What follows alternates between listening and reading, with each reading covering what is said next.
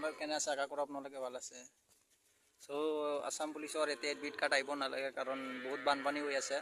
এতিয়া admit card আহিলে চব কেইটাই ফেল পৰিব, কাৰণ নাম্বাৰ কম পাব চাগে। আপোনালোকেতো জানে কিমান বানপানী হৈ আছে। তো এইটো চাই লওক, আপোনালোকে ক্লিপটো দেখি আছোঁ। আপোনালোকৰ ৰানিং কৰিব যাই আছোঁ গাইছ। বৰষুণ আহিছিল পুৱাই, এতিয়া বৰষুণ নাই চাগে, সেইকাৰণে যাই আছোঁ। আজি ৰানিং কৰিব যাই আছোঁ, কাৰণ ইচ্ছাই নাই ৰানিং কৰিব, কিমান কৰিম ন। চবেতো চাকৰি পালে, কিমান কৰিব আপোনালোকে ৰানিং। কিন্তু হাৰ মানিব নালাগে, যেতিয়া হৈ যাব ন তেতিয়াই গম পাব সময়টোৰ মূল্যটো। ঠিক আছে, ৰাস্তা ঘাটগিলা ভাল নহয়, খুবেই বেয়া। এইফালে চব কমচে কম 10 কিলোমিটাৰ হ'ব চাগে।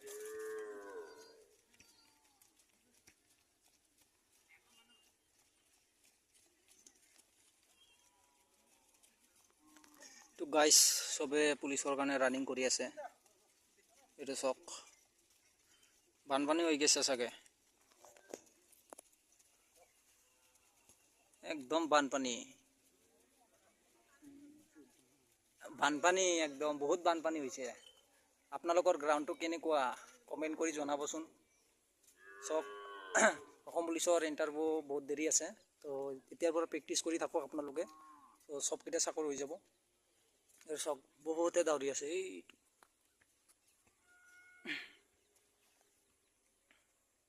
এই বোলো